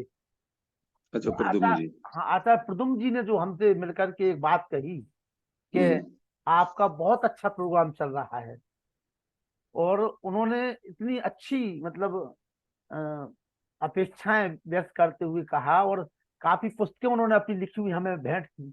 कम से कम 10-15 पुस्तकें थी जो उन्होंने भेंट की, जो स्वयं उन्होंने लिखी हैं। और डॉक्टर बलवीर जी जो रोहतक विश्वविद्यालय के कुलपति रहे और वहाँ के डीन रहे, डॉक्टर सुरेंद्र कुमार जी, डॉक्टर कमलेश चौकसी जी जो अमेरिका में हैं और वहीं के स्नातक थे, मतलब तमाम लोगों से उन्होंने विशेष रूप से ये कहा कि आप लोग लखनलाल जी को 1 घंटे का समय दीजिए। मतलब जी। यहाँ के जितने भी हमारे श्रोतीवृंद हैं, जो प्रश्न पूछते हैं, जो उनको सुनते हैं, तो उनको ये लगता है कि ये बहुत अच्छा एक ऐसा मंच है। मतलब अगर उनको अच्छा नहीं लगा होता तो वो दूसरे लोगों से ये नहीं कहते। हमें स्पेशली बुलाया उन्होंने अपने कमरे में और उन लोगों से जी। परिचय कराया मेरा, और कहा कि भाई आप लोग लखन जी ऐसा कार्यक्रम चला रहे हैं, तो जुड़िए। बोले मैंने 18 रविवार से मैं बोल रहा हूँ और मुझे बड़ी आत्म संतुष्टि मिलती है उस कार्यक्रम में बोल करके। इतना बड़ा व्यक्तित्व, इतना बड़ा सन्यासी जो बाबा रामदेव के मंच पर, उनके पतंजलि में कई वर्षों तक रहे हों, लाखों लोग उनको सुनते हो सुबह से आस्था चैनल पे और तमाम यूट्यूब चैनलों पे, और वो आपके छोटे से मंच पर आकर के ये हमें और आपको आशीर्वाद दे करके जाते हैं। तो मेरा एक निवेदन है कि इसकी संख्या 100 की रहती है। अभी 54 लोग जुड़े थे। यदि हम ये संकल्प लें सरदार पटेल जी की अवसर पर कि हम अपने एक एक मित्र को, जैसे आज राकेश कुमार जी डॉक्टर प्रोफेसर अंगद तिवारी जी को लाए वहां से छत्तीसगढ़ से, तो हम भी अपने एक एक दोस्त को लाने का प्रयास करें, यहाँ जोड़ने का प्रयास करें, तो हमारी 100 की संख्या भी बनी रहेगी। और जो विद्वान बड़ी अपेक्षा के और आशा के साथ यहाँ पर अपना 1 घंटे का समय देते हैं, हमसे बिना शुल्क लिए, बिना कुछ दिए 1 घंटे परिश्रम से बोलते हैं, तभी वो सार्थक होगी। इतना जरूर हमारा निवेदन आप लोग स्वीकार करें। किशोर आर जी। जरूर, बहुत अच्छे, बहुत अच्छे। किशोर जी। सभी को सादर नमस्ते जी। नमस्ते जी। अभी डॉक्टर राकेश जी और देवेंद्र जी सबका धन्यवाद कर रहे थे जो उनके कार्यक्रम में थे। लेकिन मुझे ऐसा लगता है कि उन्होंने कोई भी कसर नहीं छोड़ी। जितने भी उनके यहाँ पर कार्यक्रम के लिए आए, उन्होंने किसी को भी नहीं छोड़ा। सभी का अपने हृदय की गहराइयों से सम्मान किया, जो बहुत कम जगह पर होता है जब ऐसे कार्यक्रम होते हैं, चाहे ये उनका पारिवारिक कार्यक्रम था या जो भी था। और मैं अपने आप को सौभाग्यशाली समझता हूँ। और साथ में कुछ लोग होते हैं जो पर्दे के पीछे रहते हैं। मेरे को इस चीज़ की प्रेरणा थोड़ा कविता राजे ने दी, और उन्होंने मेरे को थोड़ा साथ में साथ भी सहयोग भी दिया। तो मैं इस कार्यक्रम में 5 में से 2 दिन आ पाया। लेकिन मैं शायद तब से लेके अब तक कोई दिन ऐसा नहीं गया जब तक कि इस परिवार के बारे में मेरी किसी न किसी से चर्चा ना हुई हो, चाहे वो मेरा आर्य समाज विवेक विहार हो या मेरे ऑफिस के लोग हों। तो मैं दिल से उन सबका आभार प्रकट करता हूँ। और उन्हीं इसी अवसर पर मेरे को व्यासचंद्र शास्त्री जी, दयार्य जी और बाकी सभी लोगों के दर्शन हुए। तो मैं अपने आप को धन्य समझता हूँ। और आगे भी कभी कोई ऐसा कार्यक्रम हो तो मैं पूरा प्रयास करूंगा कि उसमें आपके साथ सहयोग कर सकूं, कुछ जुड़ सकूं। धन्यवाद। बहुत बहुत बड़ी अच्छा, बात कही किशोर जी, बहुत निश्चित बड़ी रूप बात, से बहुत बहुत बड़ी अच्छा। बात। आभारी, आभारी।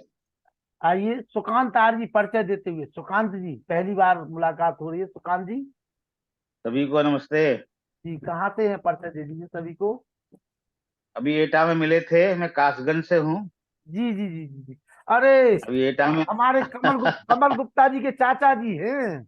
हाँ जी, हाँ जी। अरे जय हो जय हो जय हो जय हो, समझ गया सुकांत जी। और स्वागत है आपका। आप बेटा में मिले और यहाँ भी मिल गए तो अच्छा लग रहा। पहचान पक्की होगी हमारी आपकी, हाँ दोस्ती जी, भी हाँ। पक्की और पहचान भी पक्की। आइए, कैसा लगा आज का कार्यक्रम आपको। बहुत अच्छा लगा।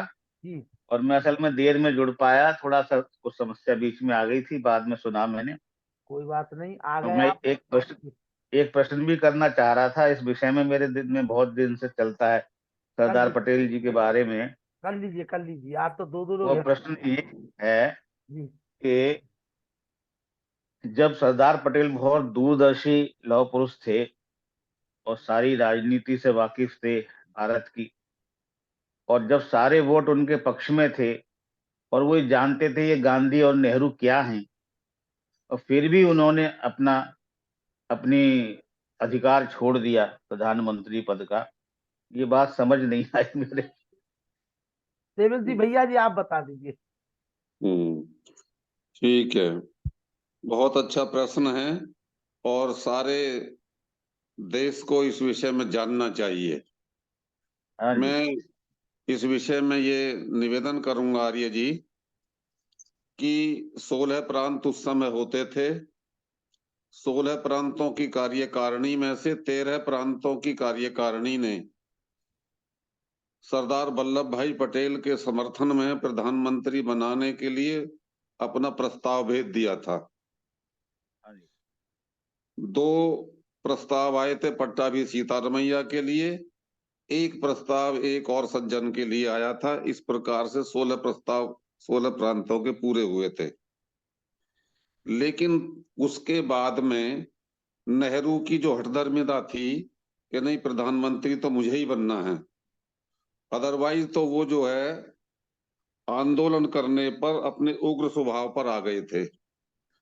और फिर महात्मा गांधी को इसमें बीच में पढ़ करके ये करना पड़ा था कि नहीं, जवाहरलाल नेहरू को बनाए देते हैं और इनको रोक लेते हैं।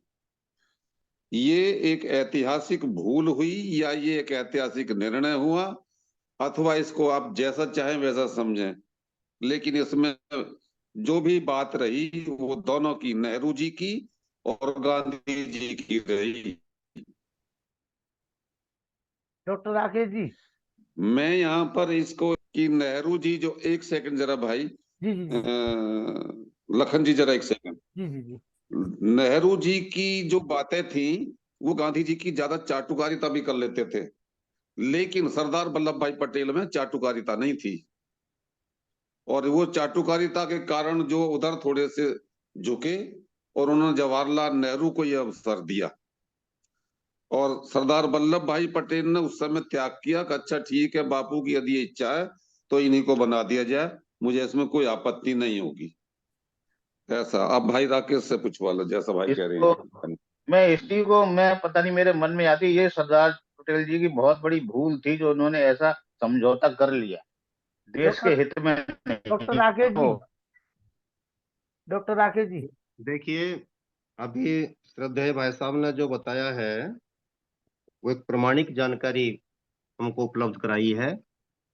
इसके अलावा मैं आज के इस संबोधन में ये स्पष्ट भी कर चुका हूं, यदि आप प्रारंभ से ही जुड़े होते तो आज इस बात का प्रश्न करके उत्तर भी मैंने दे दिया है कि 1921 में जब कांग्रेस का अधिवेशन हुआ था तो उस अधिवेशन में गांधी जी जब पहली बार उपस्थित हुए तो उन्होंने उसी समय कांग्रेस के नेताओं से ये शपथ पत्र लिए थे, जिनको पट्टाभी सीतारामैया ने कांग्रेस का इतिहास नामक पुस्तक में लिखा है कि जब भी कोई समस्या आएगी और वाद विवाद होगा तो उसमें अंतिम निर्णय मेरा होगा, चाहे सारी कांग्रेस एक तरफ हो और मेरा निर्णय एक तरफ हो, तो भी आप लोगों को मेरा ही निर्णय मानना पड़ेगा। यदि आप ऐसा कोई शपथ पत्र लिख करके देते हैं और आजीवन इससे आबद्ध रहने की कसम खा करके मुझे सौंपते हैं, तो मैं कांग्रेस के मंच पर अपने आप को उपस्थित करूंगा, अन्यथा नहीं। तो उसी समय जिन लोगों ने ये शपथ पत्र दिए थे उनमें से गांधी जी भी एक थे। एक बात तो यह है। दूसरी बात जो अपुष्ट तरीके से घूमती रहती है बुद्धिजीवियों के क्षेत्रों में, वो ये है कि गांधी जी को इस बात का डर हो गया था कि यदि तूने इस समय नेहरू को प्रधानमंत्री नहीं बनाया तो यह बगावत कर सकता है और बगावत करके देश का फिर एक टुकड़ा हो जाएगा, इसलिए इसको प्रधानमंत्री बनने दिया जाए। 1946 में जब ये बन गया था अंतरिम सरकार में, तो अब भी इससे बन लेने दिया जाए। नेहरू जी के अगेंस्ट नेहरू जी के पक्ष में गांधी जी ने अकेले में सरदार पटेल को यह समझा दिया था। इसलिए वह सहज रूप से पीछे को हट गए थे, उन्होंने भी परिस्थिति को समझ लिया था। तीसरी इसकी बात यह है कि जो मैंने पहले भी इस मंच पर बोली थी और जो हमारे कृष्णानंद सागर जी ने स्वाधीनता काल के साक्षी नामक पुस्तक में इस बात पर प्रकाश डाला है। उन्होंने वहां पर लिखा है कि उस समय नेहरू ने लॉर्ड माउंटबेटन से अकेले में एक कक्ष में मुलाकात करके ये कहा था कि आप प्रधानमंत्री मुझे बनाएंगे कि नहीं बनाएंगे। उसने कहा था कि मेरे लोगों ने यानी ब्रिटिश लोगों ने सत्ता मुसलमानों से ली थी, तो हम जाएंगे तो मुसलमानों को सत्ता देकर जाएंगे। तब नेहरू ने कहा था कि मुसलमान तो मैं भी हूं। इसको हमारे देश की एक रियासत का राजा उस समय पड़ोस में कमरे में बैठा हुआ सुन रहा था। उसने इन सब चीजों को कृष्णानंद सागर जी को बताया कि इस तरीके से उस समय बातचीत हुई थी और मैंने इन बातों को अपने कानों से सुना था। तब उन्होंने ये कहा था कि अगर तुम भी मुसलमान हो तो फिर ठीक है, मैं तुमको देश का हिंदुस्तान का प्रधानमंत्री बना दूंगा। ऐसी चीजों की जानकारी गांधी को भी थी। आलोचना में अंधे होकर भी हमें आलोचना नहीं करनी चाहिए। ऐसी कुछ चीजों पर भी गांधी जी अपने शिष्य के प्रति सशंकित थे, इसलिए उस पर लाड न दिखाते हुए बल्कि उसकी नेचर को समझते हुए और देश के हित में उन्होंने अगर ऐसा गांधी नेहरू पटेल जी को समझा दिया हो तो ये कोई बड़ी बात नहीं है और बुरी बात नहीं है। इस पर उन्होंने अपना त्याग किया, ये राष्ट्रहित में था। कुछ चीजें पीछे की पीछे रह जाती हैं, इतिहास में दर्ज नहीं हो पाती हैं, तो ऐसी घटनाएं भी यहाँ पर हुई हैं, लेकिन घटनाओं को घटनाओं से जोड़ करके कुछ अनुमान हमको भी लगाने चाहिए। इतना मैं इसके बारे में कहना चाहूंगा।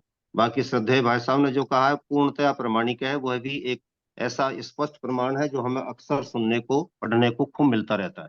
जी सुकांत जी, हाँ जी, धन्यवाद। संतुष्ट हुए आप? हाँ जी, मैं तो क्योंकि मेरा इतना स्वाध्याय नहीं है इसलिए मुझे नहीं पता था ये सब बातें। चलिए धन्यवाद। किसी ने उत्तर दिया आज तक, सभी का धन्यवाद। सुकांत जी, हमारे जो डॉक्टर राकेश कुमार जी हैं, हाँ ये जी, लगभग 73 किताबें लिखी जा चुकी हैं। कुछ किताबें प्रेस में डली हैं, कुछ चल रही हैं, और इसकी भी हम लोग शताब्दी मनाएंगे बहुत जल्दी वहीं दिल्ली में आकर के।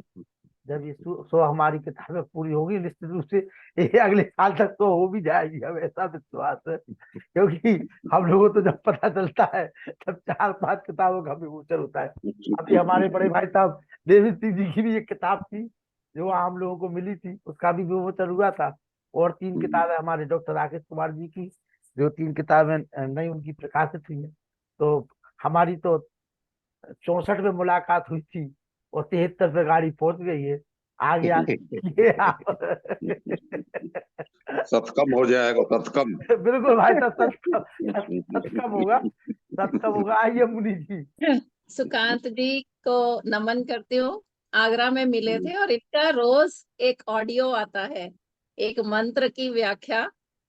इनके ज्ञानेंद्र अवाना जी बोलते हैं और ये उनकी ऑडियो भेजते हैं और अच्छा। बहुत सुंदर भजन बोलते हैं। और कभी इनका भजन भी हम सुनेंगे। सुकांत जी सुंदर सुंदर सुंदर कल सुन लेंगे, कल सुन लेंगे कल। नमस्ते जी। सुकांत जी, कल भजन कर तैयार करके आइए। आइए, तो आगरा में आजकल मिले तो थे। ऋषि दयानंद के ही भजन गाने को मन करता है। कल तो गा उस लीजिए, समय कल गा लीजिए। हमारे 72 साल के युवा साथी सम्मानित सुधीर बंसल जी को सादर नमस्ते। 1 मिनट का समय है, ज्यादा समय नहीं है।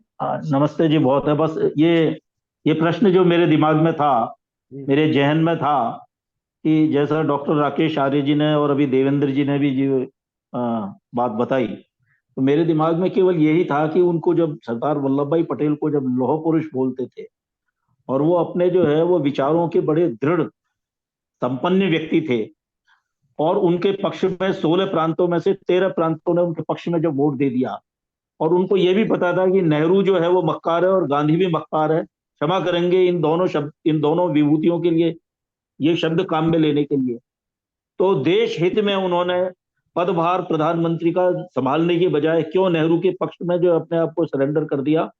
यही एक प्रश्न है जो मैं दूसरी भाषा में पूछ रहा हूँ। इसका संक्षिप्त सा यदि मेरे को समाधान मिल जाए तो शायद मेरी आत्मा को प्रसन्नता हो। देवंती भाई भैया साहब जी मुझे समय देना जरा। आइए, देवंती भैया जी आप ही आइए जी। हाँ भाई साहब का प्रश्न बहुत ही समयानुकूल है और प्रसंगानुकूल है, और वो शंका का समाधान होना बहुत आवश्यक है। देखिए भाई साहब, अगर वो ऐसा न करते, उस समय गांधी जी निर्णय ना लेते, तो नेहरू जी जो बगावत कर देते, वो समय बगावत का नहीं था। इसमें सरदार वल्लभ भाई पटेल की बड़प्पन था कि उन्होंने अपने आप को विड्रॉ कर लिया। वो राष्ट्र हित में किया गया था कार्य उनके द्वारा। उसको आप ऐसे मान लें तो ज्यादा अच्छा रहेगा। मुनि जी आर्य साहब नमस्कार आपको भी। आर्य साहब ये बात, इस पर एक प्रश्न ये उठता है कि क्या नेहरू इतना जो है वो प्रबल जो है वो प्रभावी था कि वो बगावत करने की हिम्मत रखता था और बगावत हो जाती? प्रश्न आज भी ये प्रश्न 75 साल बाद में, 76 साल बाद में बड़ा सामयिक है। मेरी आत्मा बड़ी जो है वो कष्ट पाती है ये जब आज मैंने सुना है। और सही बात है कि ये मेरे को पता नहीं था कि इसलिए उन्होंने सरेंडर किया। तो मेरी आत्मा तो यदि देखा जाए तो शब्दों से और रो रही है कि क्या लौह पुरुष जो है वो इतना, मतलब उसने आकलन नहीं कर पाया कि नेहरू इतना बड़ा समर्थ, मतलब इतना प्रभावी था कि वो बगावत कर सकता था। फिर किसी दिन और अच्छी तरह चर्चा कर लेंगे इस पर। एक सेकंड भैया, एक सेकंड, एक लाइन में जरा सा बोल दूं। जी जी देखिए, जी। लौह पुरुष होना एक अलग बात है, लेकिन उदारवादी होना भी अपनी जगह एक बात है। और वो भी अच्छा सेनापति होता है जो समय पर कदम वापस भी लेता है। बहुत उन्होंने अच्छा। देश हित में काम किया था, तो वो बात हम उसको ही अप्रिशिएट करेंगे। हालांकि वो देश हित में उन्होंने किया, परंतु देश का हित साधन उससे हुआ नहीं, यह सत्य है। ठीक है जी, बहुत बहुत धन्यवाद। चलिए मुनि जी, कल मुलाकात करते हैं। अनिल अरोड़ा जी, चलिए साहब, सभी को नमस्ते। डॉक्टर व्यासनंदन शास्त्री जी, दया आर्या जी, नीलम गुप्ता जी, जो लोग रह गए हैं उनसे हम कल बात शास्त्री जी का, आचार्य जी कहाँ हैं? जरा सा भाई चेहरा तो दिखवा दो। मुनि जी का तो चेहरा देख लिया। अरे व्यासनंदन शास्त्री जी का देखना है, कहाँ हैं? 100 रुपये लगेंगे, आइए। जी नमस्ते नमस्ते। मुंह दिखाई दे देंगे।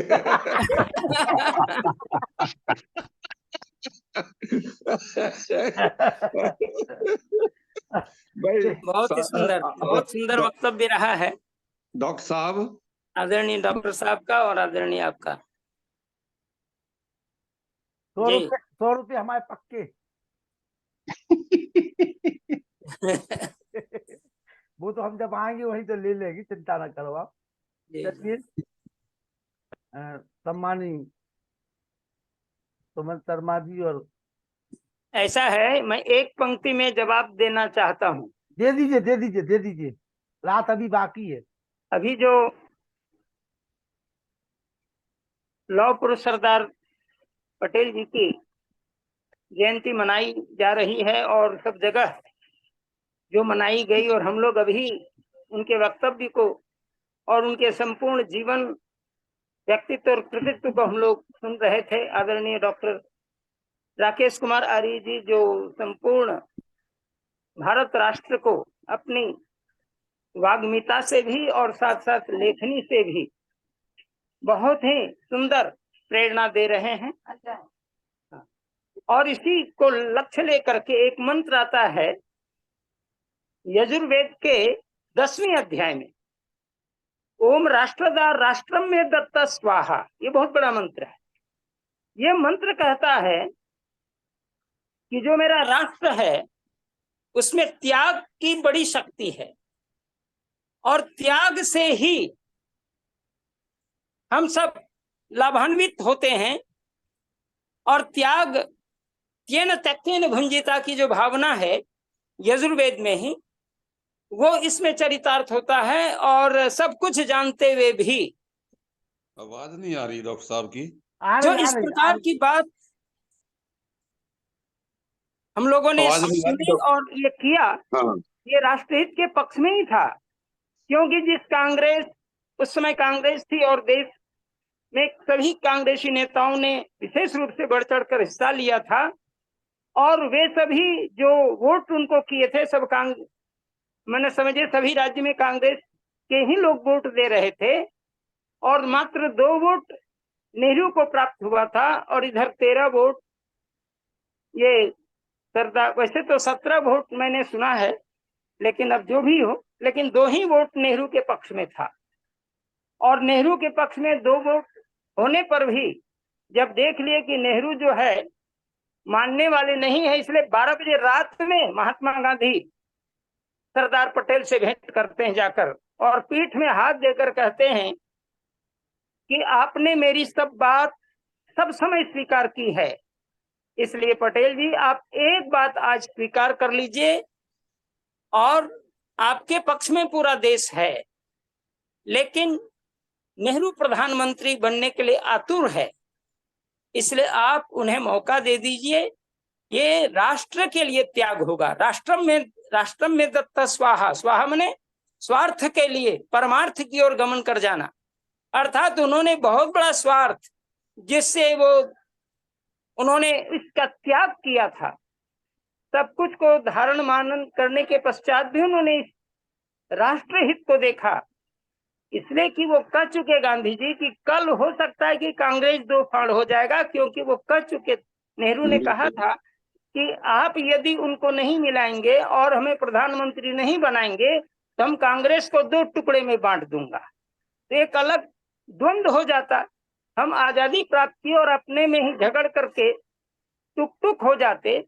इस चीज को वो भांप गए और उसके बाद बोले कि नहीं, बनने दो उन्हें, लेकिन जो मुझे करना है वो तो करके ही रहेंगे। और वे जाते समय भी जो बलराज मधोक की चर्चा हो रही थी, बलराज मधोक को मैंने कई बार सुना, कई बार साथ भी रहे उनके साथ, कई कार्यक्रमों में हम लोग साथ आर्य समाज के आरा के कार्यक्रम में थे, कई जगह वो उनके राष्ट्रवादी चिंतन को मैंने सुना था। उन्होंने कहा करते थे कि वो लौह पुरुष थे, लेकिन लौह पुरुष होते हुए भी उन्होंने इसका त्याग कर दिया। ये बहुत बड़ा त्याग था और इस त्याग के लिए सरदार पटेल जाने जाएंगे। ये उनके ही शब्द थे, बलराज मधोक के शब्द आरा में, निसंदेह। और वो ये भी जैसा कि अभी कहा कि वो सुनते ही वो सब समझ गए, जाते ही सब समझ गए।